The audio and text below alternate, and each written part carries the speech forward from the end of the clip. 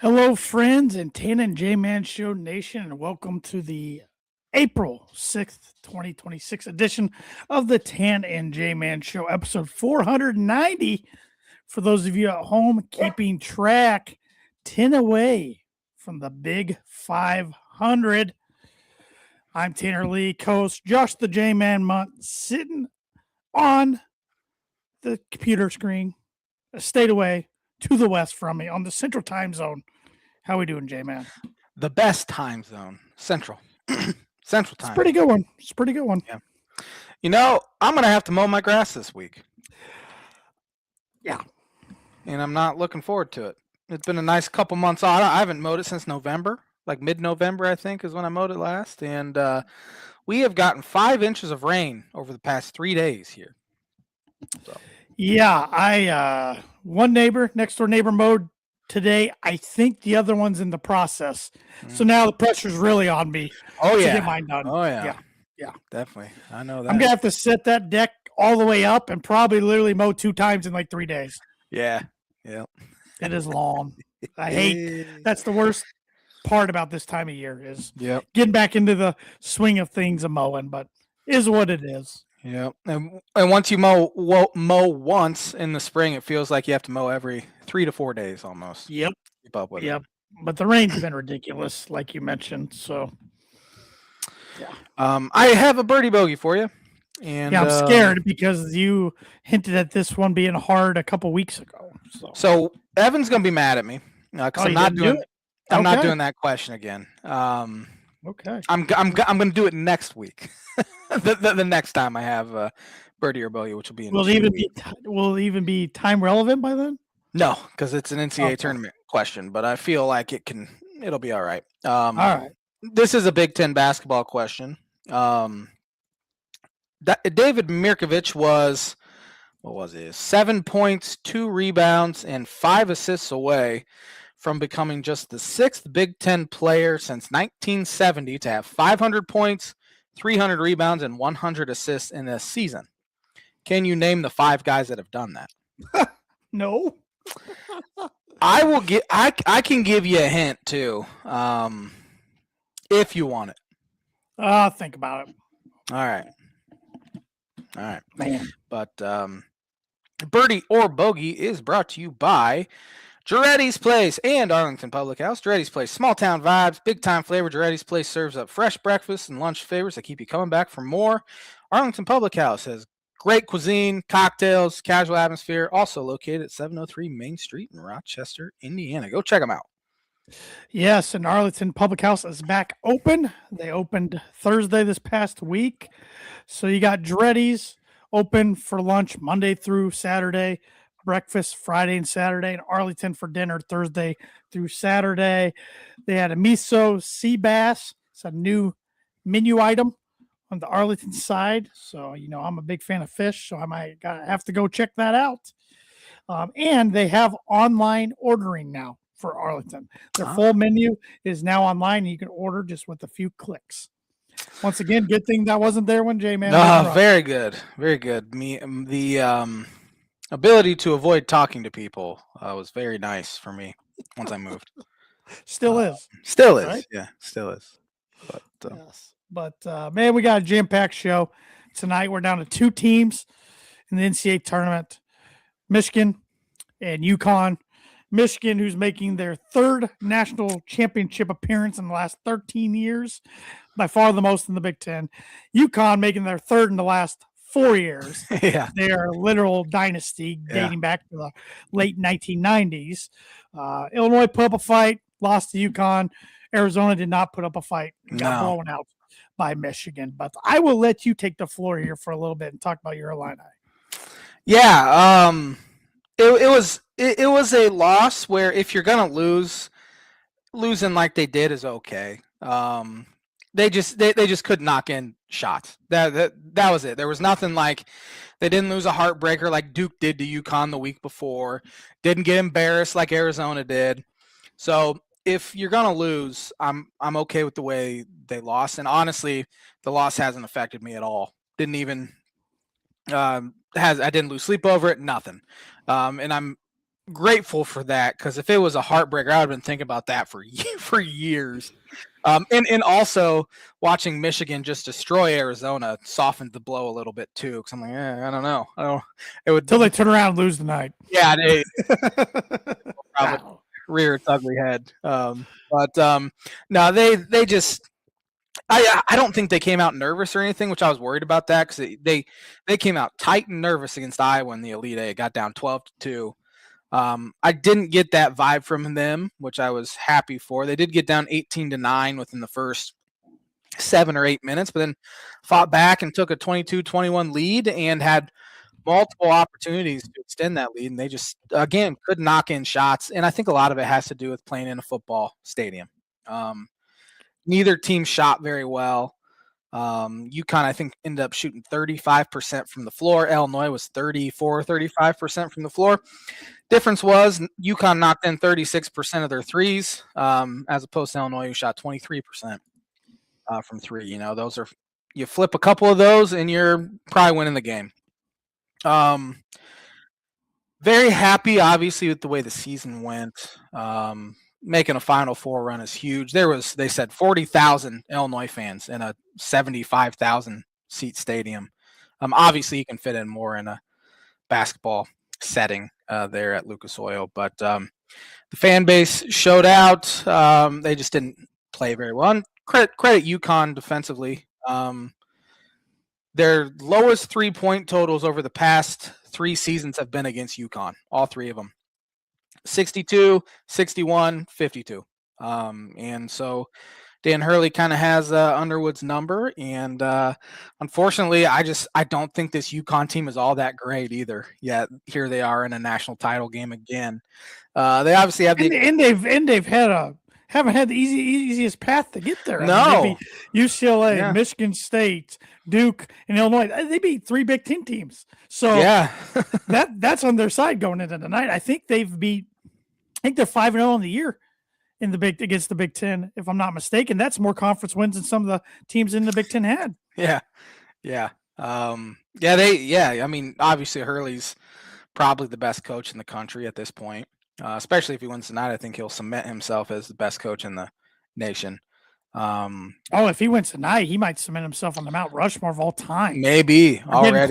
Getting close. Yeah, which is crazy. And there's all this talk about blue bloods and all that. UConn's a blue blood. Yes, you cannot convince me otherwise. They can replace Indiana. People still consider Indiana a blue blood. They're not a blue blood. Not anymore. People can still say Duke's a blue blood. I'd have a hard time saying Duke's a blue blood because they've only won championships with one head coach. That's it. Mm-hmm. No one else. And they haven't won anything in 11 years now. Kansas, still a blue blood. Carolina, they're still a blue blood. And they hired a new coach today, and we can talk about that a little bit later. But UConn is the gold standard in college basketball, really this century, I'd even say. I mean, they've won – how many national titles have they won this century? 5? Yeah. Or 6. 5 or 6. I mean, they won 99, but then since 2000, they won 04, 2011. Yeah, 14. 2014, and then those 2 last 3. Back. Yeah, so if they win tonight, it'll be 6 titles in 26 years. Which again is 24%, something like that, of the national title games in this century. And they've done it with 3 different head coaches: Jim Calhoun, Kevin Ollie, and Danny Hurley now. And for the most part, they do it with their own guys. For the most part. Yeah, they don't lose guys to the portal. They really didn't get a ton from the portal. They did get Terrace Reed 2 years ago, is a big part. Alex Caravan playing his 3rd Final Four in 4 years at UConn. I mean, all these guys have been there for a while, and they've won a ton of games. And the experience factor, I think, played a role in that. Sure. And they were able to make some plays down the stretch. Illinois would cut it to 4, and they'd come down and get to the free throw line. They only missed, I think, 1 free throw on the game. And then, obviously, the one thing Illinois does very, very well, as everyone knows, is rebound. And they gave up an offensive rebound with a minute left, down 4. Mullins hits 3. That was kind of the dagger. I think I heard you yell. No, I was very Oh, quiet actually. okay. For a majority of the game. My wife might say otherwise. There were a couple times where I let out some words, but Or I thought maybe not a yell on that rebound, but I envisioned you going like or something, kind of, something kind of yeah. like because you kind of knew that was probably the last Yes. blow. Yeah, when the ball went in, when they gave up the offensive rebound, like Right, they're going to take 20 more seconds. It's going to right, be under 40 seconds left in the game. Even if you get a stop, you're down 4. right. But then he knocks in the 3 pretty quick and that. And then Wagner came down and answered. So it's almost like, they did they did end up getting the rebound and all that. It kind of balanced itself out, but um yeah, it was. I was just bummed as you were Sure, on this show last week. Just sure. bummed because you don't know who's going to be back. I think as of now, it seems like there's a good chance to get everyone back that they should. Which if they do that and then go out and get a John Blackwell, which has been rumored that they are the top suitor right now for I'd him. rather Although he just leave the conference. Duke, Just get out of the Duke and conference. Michigan are the other two, so we'll see how that goes for Illinois. But say they did that, they're probably coming into the year ranked in the top 3 or top 1. Who knows? Which already makes me want to gag to even hear that. But And the Final Four's in Detroit. in It's the not Final like Four is that in Detroit, so it's not far too far away. away either. So it's obviously further away than Indianapolis, but so we'll see what happens. There's a lot of offseason left, although the portal's only open for 2 weeks, starting tonight at midnight. So we'll be seeing a flurry. And still, I still hate it. There's no reason why a guy like John Blackwell, who's came into Wisconsin as a low-ranked 3-star and worked his way up to being one of the best players in the Big Ten, should be transferring. It's all about That's money. happened to Wisconsin a lot the last Yeah. couple of years. The funny thing is, they lose AJ Storr and he gets worse. Chucky Hepburn, he gets worse. And Wisconsin's been pretty consistent. Wisconsin has been helped by it too, with Nick Boyd coming in from San Diego State. But yeah, it's the one thing Blackwell said is he wants to go to a team that has a chance to win a title. And it's his final year, and he obviously doesn't think Wisconsin can do that, Right. which they haven't really shown they can under Guard. Never making it even to the second weekend, but still, that's the kind of guy it seems like should stick around for a 4th year and stick it out. But it is what it is in today's college basketball. And the portal, we've talked about this before, but it's killing them in majors. Just killing them. Yeah. I mean, we saw the very few lack of upsets. I mean, there was only one 12-seed or worse that won a game, and it was High Point over Wisconsin. Yeah, if you have a great year at a mid major, you're jumping up a level. And it's to the point where mid majors needs to get in on like high major players that are transferring after sitting the bench for a little bit, and maybe they strike gold that way. But and again, there's a lot of guys going into the portal that don't even know that they've played their last minute of organized basketball. Yep. So it's there's going to be a lot of stories, articles, and books written in the coming decade about this era, because it's a sad situation for a lot of guys that we don't hear about, that don't end up anywhere, or after they're done playing college basketball are no longer financially set, or pretty quickly aren't financially set and don't have anything to fall back on. Yeah. Illinois has been bit by the portal. And of the guys that I was like upset they lost, I would say only one guy's ended up in a situation where he's in a better spot, and that's the guy playing tonight for Morez Johnson. I was really bummed. That was probably the hardest I've taken a guy transferring away. Was Morez. But again, it worked out well for both sides. Illinois gets David Mirkovich, who had a fantastic freshman year. Morez Johnson had a great year as a sophomore. Now he's in the national title game and worked himself into a potential first-round pick this year. I was really, really bummed when Jaden Epps put his name in the portal, because I thought he had a good freshman year, had a chance to be a very good player. And he wasted away on 3 really bad teams, 2 with Georgetown, 1 with Mississippi State. So grass isn't always greener. Nope. It's really not. It's really not. And maybe it's more hopeful. I think within the next 5 years, there'll be regulations or some more guard the guidelines and guardrails, and get this thing figured out a little more to make it more, even more balanced across the Yep. board, I guess, even though it's supposed to be balanced, but it's not. And we thought revenue sharing would help curb some of the money stuff, which it might have a little bit, but it hasn't curbed anything with the transfer. There was a guy that a lot of people were talking about. He made an all Big East team as a freshman point guard for Villanova. I mean, had the keys to the castle there, is making a ton of money there, and he still put his name in the portal. Yeah. Past couple days. So, and maybe he hates Kevin Willard, which a lot of people do. But Could be. yeah. Well, there's other programs too that haven't been making the tourney. Like Butler's seen it a little bit, but like Notre Dame right now. Oh, they're shambles. ravaged. Northwestern. Northwestern, and there was a report or a quote, I should say. I forget who it was that put it out. Maybe it was Jeff Goodman. Said that a Big Ten coach, or maybe it was Trilly Donovan, said a Big Ten coach has told him, if you're not operating with a roster at least 12 million, you're in trouble. And then I read like a few days later, Northwestern can only run about 4 to 5 million. And they've been hurt. I mean, Arrington Page gone, Trey Singleton gone, 2 young guys that look like they had a ton of promise for Northwestern. And maybe it's time for Collins to maybe look for a different job somewhere. I could be wrong, but I have a tough time thinking Purdue's at 12 million.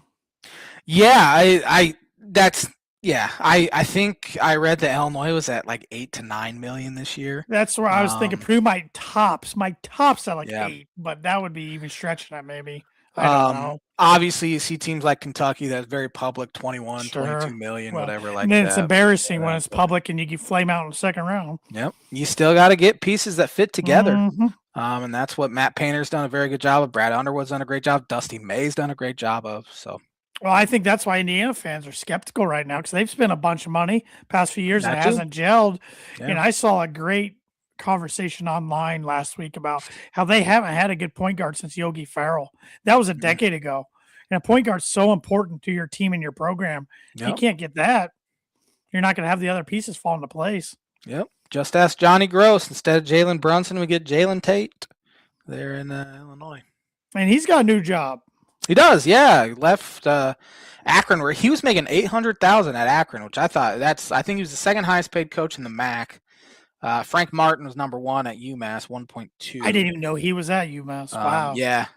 Travis Steele, who had the great year at Miami, Ohio, was only at about $400K, which is very good money, but it was lower end for the MAC. But yeah, Johnny Gross left for College Charleston, which obviously, I mean, you've been to Charleston, South Carolina. I never have.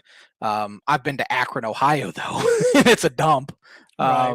So going to Charleston, and you don't have to compete revenue sharing wise with football at college. Well, and you can win there. People have proven you can win there. And if you win there, then you get more eyeballs from some of the big boys than you would look at Akron. Yeah, Pat Kelsey, who's now at Louisville. He was at College of Charleston. Chris Mack just took the South Florida job. He was at Charleston. So I remember 2 years ago that somebody was predicting Charleston to become the next Gonzaga on the East Coast Gonzaga. So we'll see if that ends up happening. But good for John. I thought he might get a bigger job, and I don't know if it's a massive upgrade to go to Charleston basketball-wise than Akron. Probably a little bit, but another step for him. And I mean, he's done a heck of a job at Akron, that's for sure. And before we get into talking about our predictions for tonight's national title game between Michigan and UConn, you mentioned it earlier. Still a blue blood, we'll say.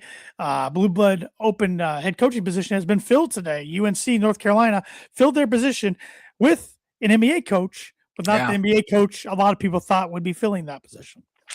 Yeah, Mike Malone, who got fired by the Denver Nuggets 2 years ago now, or was it last year that he got fired? I think it was during the season last year, if I'm not mistaken. He and their general manager did not get along in Denver. Yep. He'd spent a lot of time in North Carolina, though, on campus and at practice because his daughter's a volleyball player for University of North Carolina, and his daughter's boyfriend is one of North Carolina's best players, Derek Dixon, I think his name is. But he just put his name in the portal today, so that's going to be awkward or weird. It could maybe they strike gold, or it could be an absolute disaster, and I'm leaning towards disaster. You don't see a lot of NBA guys come in and have success. Now, college basketball is way more like the NBA now, where every single good program anyway has a general manager, essentially, be able to go get players and scout and do all that and deal with negotiations and stuff like that. So he obviously won an NBA title. With a franchise who had never even been to the championship before he got there. They also had the best player in the world. That's what I was going to say. But they also, yes, a very good team. Yep. It seems like they wanted Billy Donovan, but they panicked after Dusty May and Tommy Lloyd said no, and so they just hired a guy that was kind of already spending time on campus. Well, if Billy didn't want to give up on the Bulls, they were got to wait another week, and by then the portal's almost closed. Then you're back behind the wheel. So yeah, and the Bulls. Speaking of the Bulls, they fired their entire front office today, which is much needed. But it sounds like they're going to do everything in their power to keep Billy Donovan around in some role. So he might be bumped up to a Brad Stevens-like position there, which would be hard to compete. North Carolina wouldn't be able to compete with that. I mean, it's the Chicago Bulls. But I'm interested to see how the Malone situation, who hasn't coached college basketball since 2000. So it's been 26 years. I didn't even know he coached in college. Yeah, so. He was like a grad assistant or a lowly assistant somewhere. It seems, I mean, North Carolina's kind of maybe not on its way out, but they're definitely not what they were. And this could further cement themselves further behind Duke, that's for sure. I guess one interesting part of it is another domino doesn't fall with this hire. I mean, he was unemployed working for, I think, like NBA TV or maybe ESPN once in a while for NBA coverage, but it's not like an NBA job just opened up or even another college job. But do you think another college job, do you foresee one opening? Could somebody go to the NBA for a job that we're not even thinking right now? There's been rumors for a little bit that John Shire could be a guy that the NBA takes a hard look at, which that would obviously open up the biggest job in college sports. One of the biggest jobs in college sports, definitely basketball. Also, yesterday when Dusty May said he was not going to pursue the North Carolina job, he made it very clear in a statement that he was not going to pursue any college basketball jobs. So it left people's mind open to wonder if maybe the NBA comes calling. Pull a Harbaugh, win it all, and leave. Maybe he'll leave Michigan basketball in a much better spot than Harbaugh left Michigan football. That's for sure. Dusty doesn't seem like an NBA guy though. No. Maybe that's just me, but yeah, I think with the NIL and all that, it's kind of leveled the playing field, and there are really no blue bloods. In fact, Ben McCollum turned North Carolina down because they called him and asked if he'd come interview, and he said, no, I'm going to stay at Iowa, which kind of surprised me a little bit. Well, he wants to ride this wave of momentum out at Iowa and see what he can do. Hold a spot for Kansas till Kansas comes open, which Kansas is not opening. That was a bold prediction I think I had 2 years ago. And it was kind of rumored that Self was probably going to step away, but he's locked in for another year, which is another surprising aspect. Well, I'm going to whiff on my Izzo one. So Izzo almost took the Suns job, it sounds like, last year. So maybe the NBA been weird. That would have been strange. I can't imagine. Old though, I don't know. I guess Larry Brown was old too when he had success. So yeah, I don't know, but we might not be done seeing NBA jobs open. Somebody gets bounced in the first round of the playoffs, that job could open up. And there are so many horrendous NBA teams. There are. The tanking's gotten out of control. I know it's a great draft class, one of the best they've scouted. But the tanking's horrible. It's just terrible. And now you have guys like the Lakers. Luka Doncic's out for a few weeks, at least a few weeks. Austin Reeves out a few weeks. So maybe they'll move on from JJ. Maybe JJ will take the Duke job if Shire takes the NBA job. I think Duke fans would like that. Yeah. I don't know. I'm just glad. I guess I'm glad. We both can be glad that neither one of our teams are in that position of potentially losing their coach. I think we're pretty safe. Yeah. In fact, Underwood has a non-compete with every other Division I basketball program, so he literally couldn't. Oh, wow. Yeah. Wow. Yep. All right. There you go. I don't think Matt Painter has that, but I don't I don't know. Honestly, Painter would have left by now if he wanted to leave. If he wanted to. Yeah. There was years ago when we were in high school, I was always nervous. Like if he kept going on the trajectory, I kept saying North Carolina someday. I remember that. Yeah. And then this opened up. I'm like, I'm not worried at all. Yeah. In fact, he wasn't even mentioned because in years past, he might have been mentioned in passing, but I didn't even hear his name once. He's probably made it well known that he's happy where he is. And like he has one beat writer to report to. He doesn't have 14 like he would if he was at UNC or something. You know? Yeah. So, yeah. But who do you like tonight, Michigan or UConn? This will be the J-Man's book and prediction of the week. I like Michigan by 15 or more. What they did dismantling Arizona with all that size. I mean, Elliot Cadeau shot 2 of 14 in the first half, and it came out that Dusty told him, you're not going to be able to throw lobs against this team, so we need you to just throw it off the backboard, let our guys get it. And that's why his shooting line was so bad, because they were technically passes, but they counted as shots.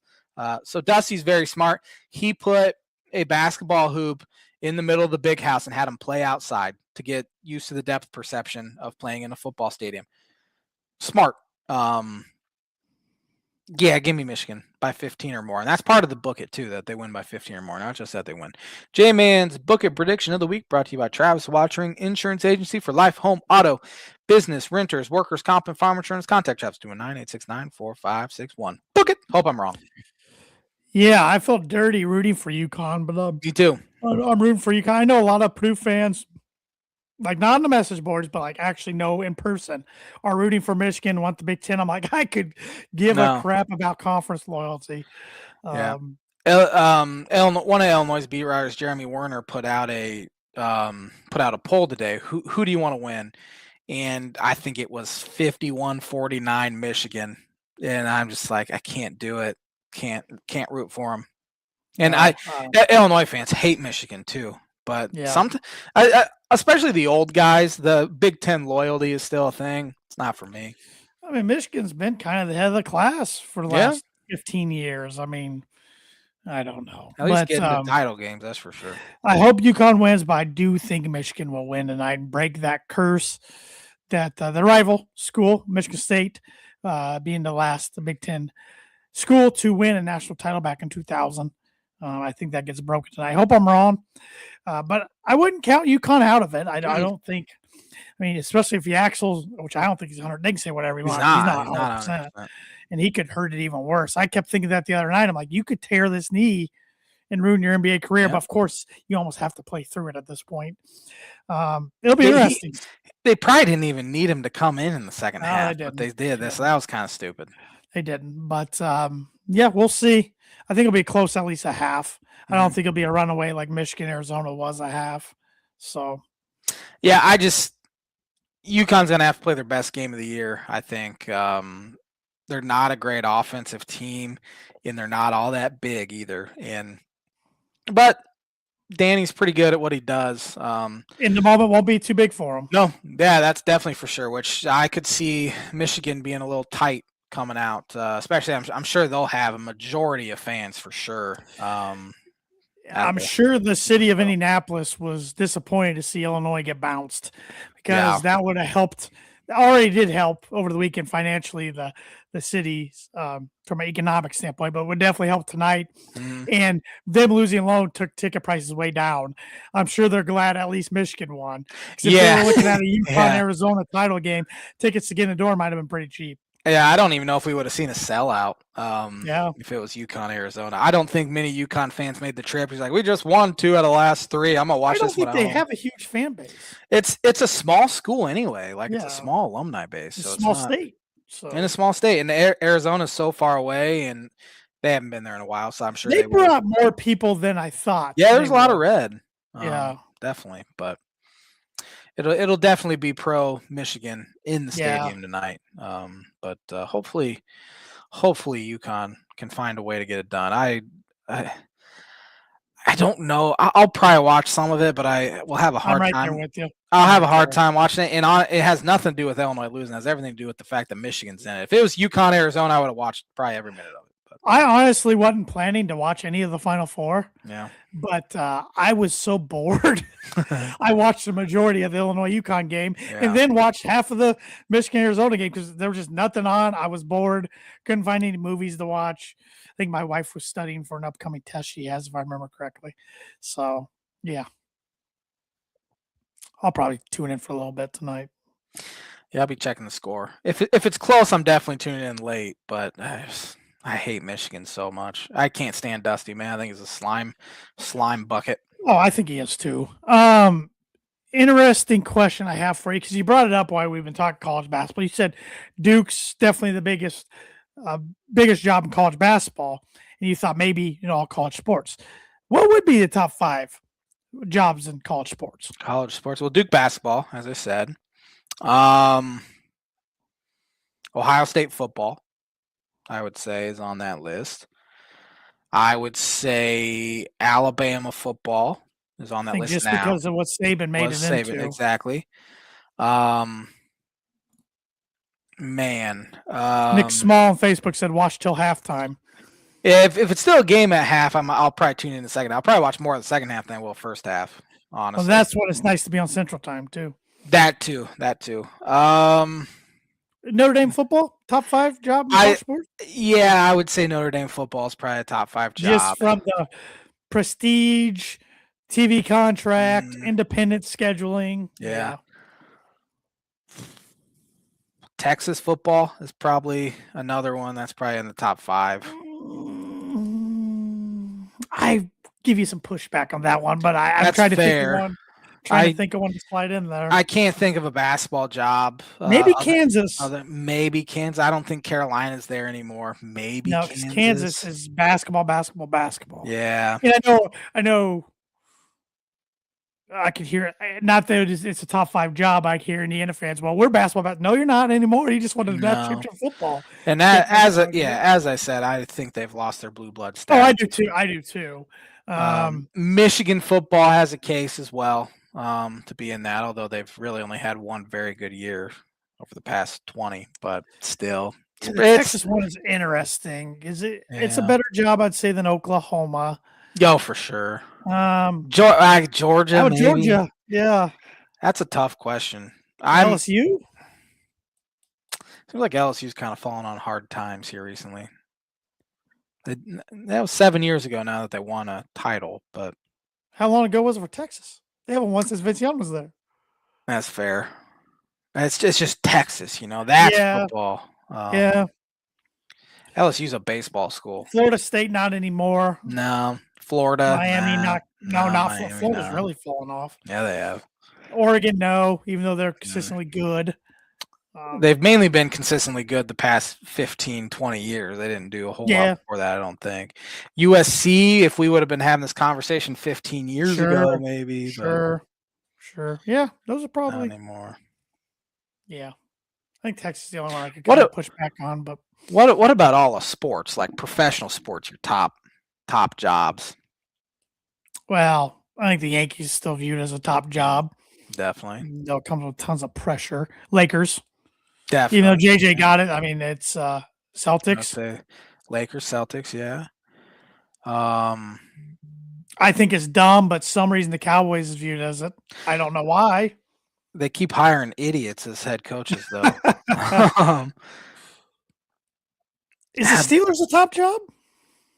I think they could have done better than Mike McCarthy if it was. I mean, it's hard to argue, though, with the longevity of their coaches within the organization. That's a good point. But it's much tougher to do it in professional sports. Oh, very. They change coaches out every 4 to 5 years unless you're the Pittsburgh Steelers. And you got to look at a lot of things. You got to look at like tradition. Green Bay's an interesting Green Bay Packers, one. Yeah, because they are so loyal.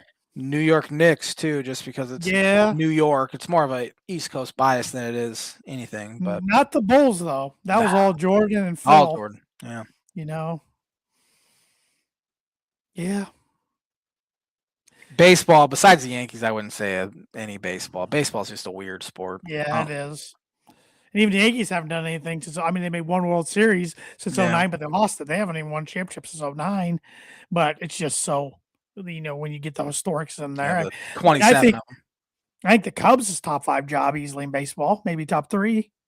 But Yeah, I I don't would know if say it's it's top 5 all sports. top 3 in baseball. Not the Nuggets. No, they've been good recently, but no, that's not viewed as a destination job. How about hockey? Your guess is as good as mine. I have no idea. I mean, one I know time the Red nothing Wings about. were, but they've really fallen off. Yeah, I saw Patrick Waugh got fired again. Yeah, he did all right Yesterday, I with the think. Islanders, but yeah, it was they actually. I think it was more because the Islanders wanted to go get this one guy who was available than anything. I knew if they waited, he wasn't going to be there. I forget who it was. Yeah, hockey probably not right now. How about UConn women's basketball? I mean, I think Ariema kind of made it what it is. Sure. He embarrassed himself over the weekend as well. My dad said Kentucky basketball. Yeah, Kentucky basketball would probably be the second college basketball job I'd think over of. Kansas. Yeah, I would take Kentucky over Kansas. Although Kansas had more recent success and they had a lot of success, but Kentucky, yeah. Interesting.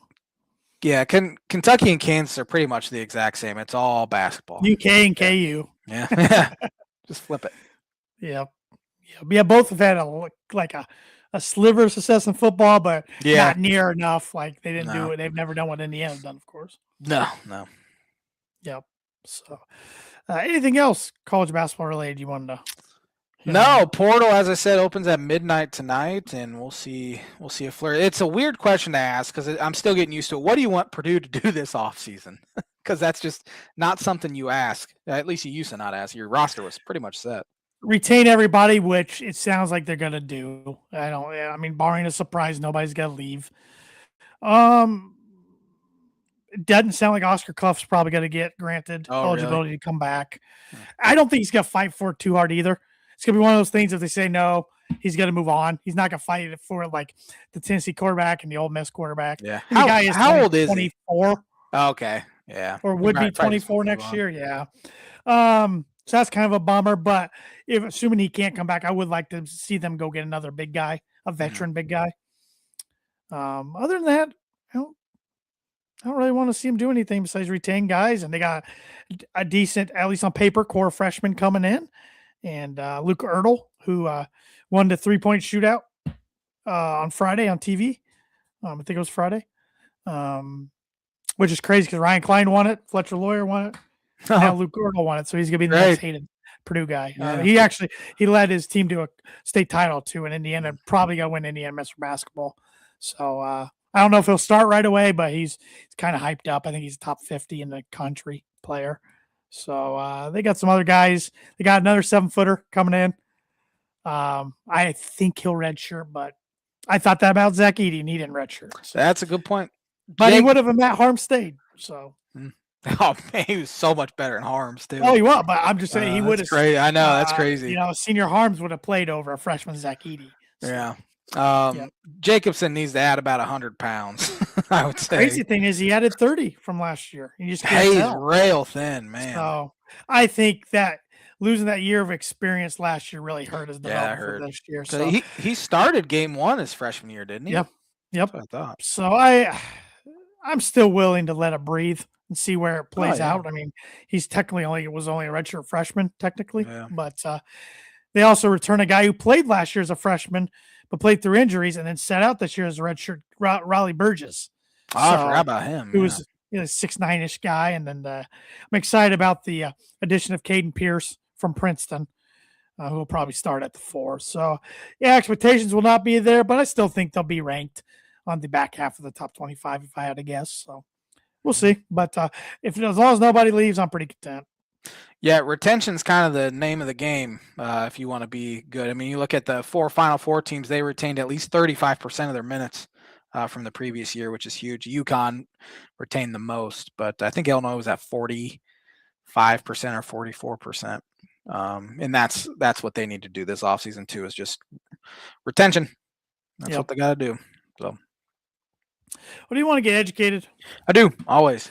About some sporting events that have happened on April 6th. Brought to you by Blue River Digital. On this day, 1936, who won the 3rd Augusta National Invitational Tournament, later known as the Masters? Ben Hogan. Good guess. Horton Smith won his second Masters, one stroke ahead of runner-up Harry Cooper. Horton, here's a who. With the defending champion Gene Sarazen, third place. Who won the 8th Masters in 1941? Ben Hogan. Craig Wood. What 3 strokes ahead of runner-up Byron Nelson. I've heard He was Byron. the Masters' first wire-to-wire winner. There's a lot of Masters. I wish you would have gave me this one today. 1947, the 11th Masters. Ben Hogan. Always a good guess. Jimmy Dermarat. I don't know. That's probably not how you pronounce that. Won his second Masters by 2 strokes over Byron Nelson. Probably Demeraux. Probably. You're probably right, actually. 1952, the 16th Masters. I think you've heard of this guy. Sam Snead. Oh. Won his second green jacket by 4 strokes over Jack Burke Jr. How about 1958, the 22nd Masters? I don't know. Arnold Palmer. Won his first of 4 Master titles, 1 stroke ahead of Doug Ford and Fred Hawkins, first of his 7 major titles. On this day, 1973, New York Yankee Ron Blomberg became the MLB's first designated hitter. He walked on 5 pitches from Boston Red Sox in a game with the Boston Red Sox at Fenway Park. Also on this day, 1973, Roberto Clemente had his jersey number 21 retired by the Pittsburgh Pirates. On this day, 1974, the Yankees played their first home game at Shea Stadium while Yankee Stadium was being renovated. They beat the Indians 6-1. On this day, 1977, the Kingdome opened as the Seattle Mariners lost to the Angels 7-0. Place used to get loud. I don't know if this is still the largest crowd ever to see a baseball game, but it was on this day in 1982 at the time. Largest crowd ever to see a baseball game. Maybe this was just that state. In Minnesota was 52,279. I don't know. It says in Minnesota, so I don't know if that means in Minnesota. I think LA Dodgers hold more than that. Oh, even back then? Yeah. Okay. So it must have just been in Minnesota. Sure. That's weird. That's a weird, very specific one.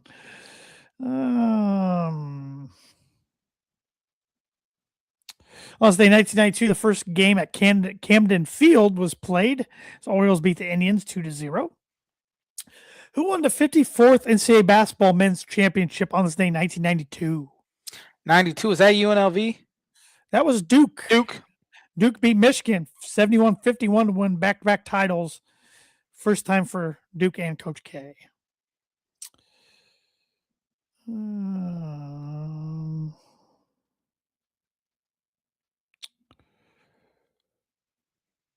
Who won the 23rd NCAA women's basketball championship on this day in 2004? Connecticut or Tennessee, one of the two. Connecticut beat Tennessee 70-61. Diana Taurasi was the most outstanding player for the second straight year. On this day in 2009, who won the 71st NCAA men's basketball championship? That was North Carolina. North Carolina beat Michigan State 89-72 for their 5th title. Ty Lawson at 21 points. That was in Detroit too, right? Was that the last time Michigan State made the title game? Yes. Yeah. Has to be. They've made Final Four since, but maybe 2 Final Four since, right? Yeah. But I know they made it in 2019. They made the Final Four. They made it one stupid year as a 7 seed that made us all mad. Yeah. And they got beat, but on this day, 2010, who won the 29th NCAA women's basketball championship? 2010, I'm going to go with probably Connecticut. Connecticut beat Stanford 53-47. Maya Moore scored 23 points. And 2015, who won the 77th men's basketball championship? That was Duke over Wisconsin. 68-63. Tyus Jones had 23 points. He was good that game.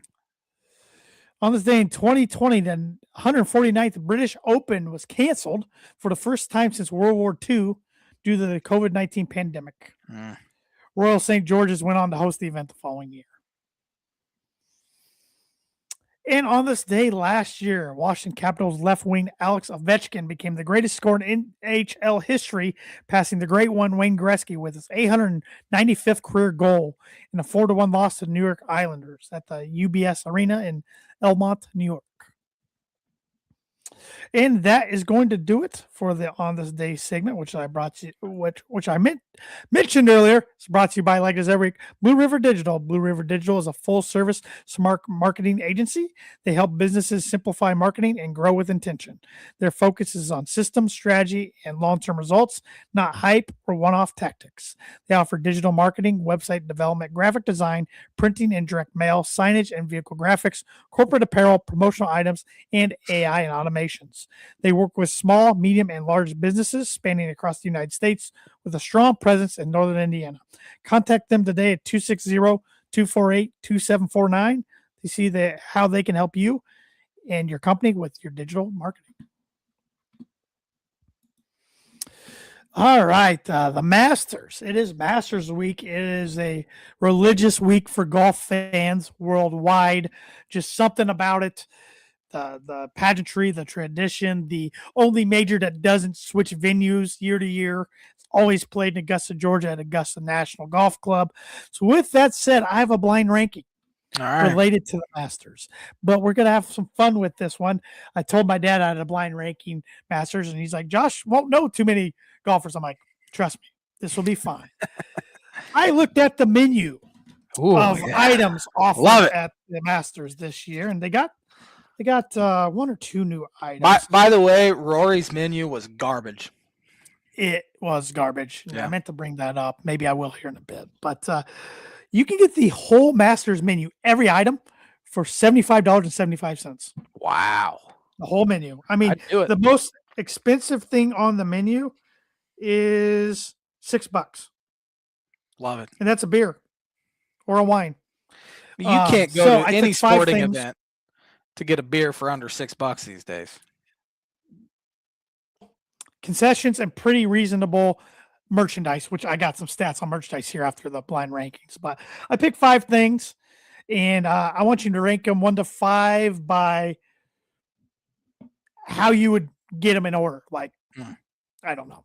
Or you know how good they sound to you. You can do whatever your stomach's telling you. I'm pretty hungry. So, starting with the chicken biscuit. It's on their breakfast item, which is only served until 10 a.m. Chicken biscuit, man. I love a Southern style chicken biscuit. Yeah. I'm going to have to put that at the one spot. Have to. One spot. Yeah. Have to. Right. That sounds divine. These next two are probably the two things, the staples they're most known for, starting with the egg salad sandwich. 5. For $1.50. 5. 5. I don't like egg salad. Nope. No, thank you. How about the pimento cheese sandwich? I love pimento cheese. $1.50. Man, that's some good bang for your buck there. I'm gonna put it at the 3 spot. I do like pimento cheese. All right. We got 2 more sandwiches on here. Mm-hmm. How about the pork barbecue? I'll put that at 2. Definitely. I love pimento cheese, but there's got to be some sort of meat on there for me to. So what do you got left? 4. 4. Well, I went with a sandwich, but it's a dessert. It's the Georgia peach ice cream sandwich. Oh man, that's got to go 4. Oh, how about a re-rank? Re-rank. I'm still doing chicken biscuit 1. That's fair. I'm gonna do that Georgia peach number 2. Yeah. And then barbecue 3, pimento 4, and I'm egg salad 5. A 7 or 10. Yeah. Way here's down the list. Here's their whole menu. For sandwiches, you can get egg salad or pimento cheese for $1.50. Pork barbecue for $3. Masters Club for $3. Doesn't say what's on it. Chicken salad on honey wheat, $3. Ham and cheese on rye, $3. Classic chicken, $3. Breakfast served until 10 a.m. You get the Masters blend fresh brewed coffee, $2. Chicken biscuit, $3. Breakfast sandwich, $3. Blueberry muffin, $2.50. Fresh mixed fruit, $2.50. Beverages, soft drinks, $2. Bottled water, $2. Fresh brewed iced tea, $2. Crow's Nest, which I'm not sure what that is, but it has the Masters icon next to it, which there's only 4 things on the whole menu it has the icon next to, so it must be a some signature drink, $6. Domestic beer, $6. Import beer, $6. White wine, $6. Snacks, apple slices, $1.50. Chips, plain and barbecue. How are apple $1.50. slices $1.50, but a pimento cheese sandwich is also $1.50? You must get a lot of apple slices. Master's Candy Bar, which is new to the menu this year, $2.25. Southern Cheese Straws, $2.50. Cookies, $2. Georgia Pecan Caramel Popcorn, $2. And another one that has the Master's icon next with the Georgia Peach Ice Cream Sandwich, $3. Man, that sounds good. Georgia. Yep. I'd literally, if I was there like during breakfast time, I would literally go up and say, "I want your entire breakfast menu." Yeah, maybe. Can hold the coffee. I was gonna say, hold the coffee. I might be right there with you. In the merchandise, this shout out to Thad Mooney, a loyal listener and viewer of the show. He sent me this on Facebook the other day. I'm like, this is too interesting not to share. The Masters sells tons of merch every year, tons. Roughly year to year, it's about 70 million for the week. It's only open 7 days. Wow. There are online shops only open 7 days. It's closed because they know how to market their items to where you can only get it this time of year type thing. Supply and Better demand. than anybody. Yes. So that's $70 million a week, roughly $10 million a day. That equals out to $1 million per hour, over $16,000 per minute, $277 per second. Wow. That's pretty good. Yes. So I need to find.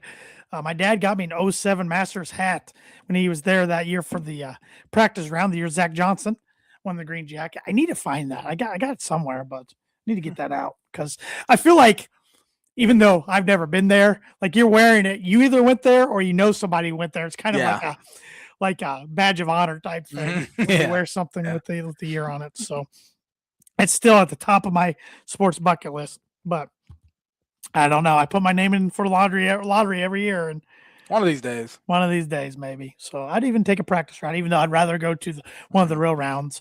About everybody I know went to practice, but one of my best friends has been to one real round. So yeah, but I won't. Beggars can't be choosers. I'll take whatever. But that is the blind rankings segment, long version this week. And I got to open up the read. You think I would know it off the top of my head after doing it a couple of years, but I closed it out of it and I don't remember it. If you're looking for a trustworthy, dependable resource for next trade show, company pick, or sales meeting in 2026, Proforma Print 2 Promo Group has over 50 years combined experience in promotional products and commercial print. They strive for fast and efficient response to all your print needs. So you look no further. Let them be your one source print and promotional company today by giving Barbara Van Weinsberg a call at 574-210-3815. You sticking with your one of your 26 bold predictions for 2026 as far as the Masters winner goes? I am. Right. I'm gonna make it a double book it week too because I forgot. Put it back up. Yeah. And who is that? Who are you taking? Bryson DeChambeau will win the Masters this year. I'm hoping to start another curse. Rory had that 10-year. Oh my gosh! Yes, he did. And he broke it last year. Although I wish he would have kept it alive because again, after seeing his menu, he didn't deserve the honor. Which I'm going to bring that up right now. But it was interesting. I watched the Rory McIlroy Masters documentary, which is on Amazon Prime. It came out just recently. I watched it last week. I don't know if it was out last week or the week before. Take time out to watch it if you haven't already. It's really good. But man, I was shocked when he was talking about couldn't win the Masters. That bleepity beep bleep bleep bleep Josh Muntz. Whoa, wow, man! But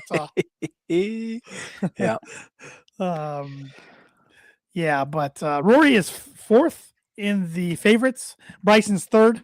Bryson has won multiple times on Live this year. I like his game going in. So we'll see. All right, got Rory's menu pulled up real quick. Appetizers, you got peach and ricotta flatbread. I'd try that. Rock shrimp tempura. No, thank you. Bacon wrapped dates. Nope. Grilled elk sliders. I'd try it. Yeah. First course, yellowfin tuna. I don't even know that Absolutely word. not. Something. We got Wagyu filet mignon as the main course. Yeah, do that. Seared salmon, which I like salmon. Dessert, you got sticky toffee pudding. I'd try it. Actually, this menu's not as bad as I thought it was after looking at it. Yeah.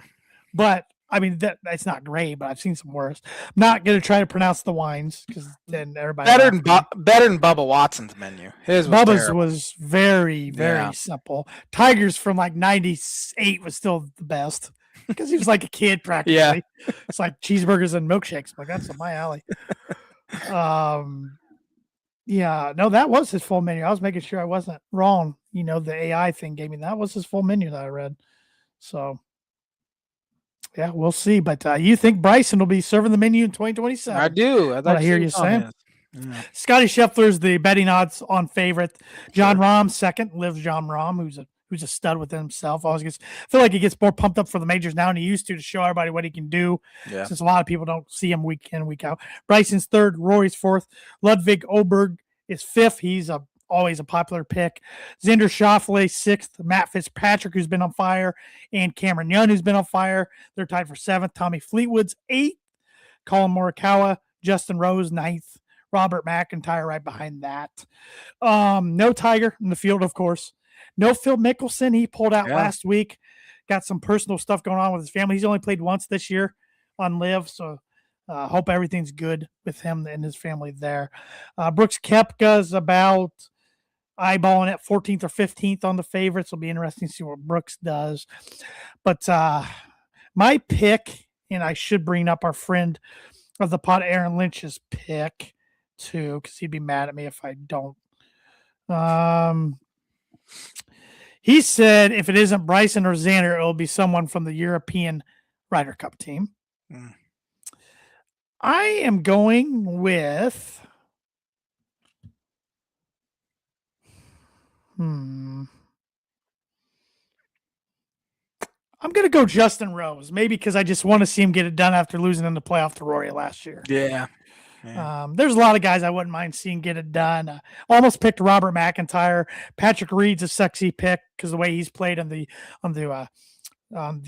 European Tour, or the DP World Tour, I should say, this year. Jordan Spieth's a sleeper. If he got his putter going, watch out for Spieth, but it's been so long. I was going to say, it seems like we say that every single time. Justin Thomas is way down there in the betting odds. I'd be tempted to take him for about $10. See what happens. But I think it's going to be a good Masters. I think it's going to be a lot of fun. I hope you get your book at wrong. I'm going to be rooting for Bryson, but yeah, I don't know if there's anybody. I don't want to see Rory win it back-to-back years. I don't know if there's anybody else I'm openly rooting against, but my boy Ricky didn't make it again. 5 out of the last 6 years. No, he had a bad tournament last week. He had to win it last week. It wouldn't even matter if he got second. He played so bad on Friday. He missed the cut. So hopefully he can find his way in the PGA Championship, the U.S. Open, and the British Open. But we'll see. So I was gonna save some time for you to talk baseball, but we're almost out of time. Cubs can't pitch, can't field, can't hit. End the season now. Plenty of games left. 4-6. Plenty of games left. Bottom dwellers. Plenty of games left. Baseball season. They suck.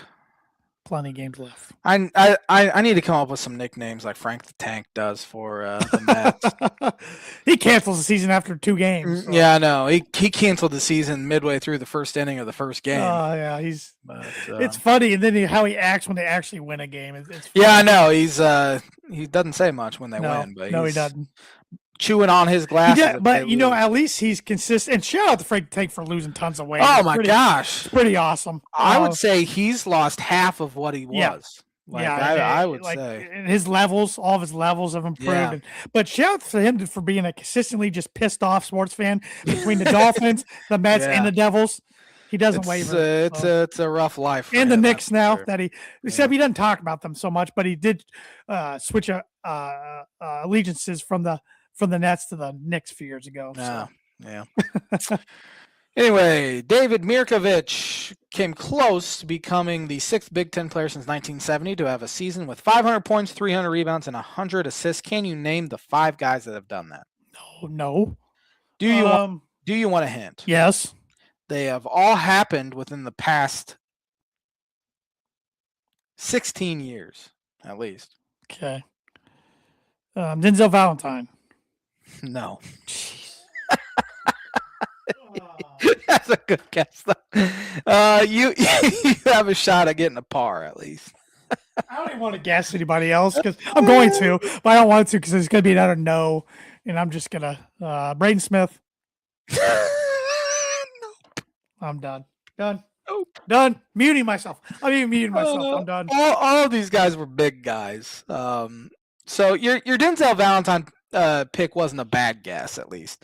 Frank Kaminsky, one of them. Trace Jackson Davis. Biggie Swanigan. Draymond Green. And Ethan Happ did it twice. I should have probably got like 3 of those, but yeah. Nope. And I still have a college basketball question to go in 2 weeks. Yay. 5'9" Braden Smith was not on the list. I have no freaking clue. Thanks for watching the Tan and the J. At least I still have a 2-stroke lead. You do. For now. You do for now.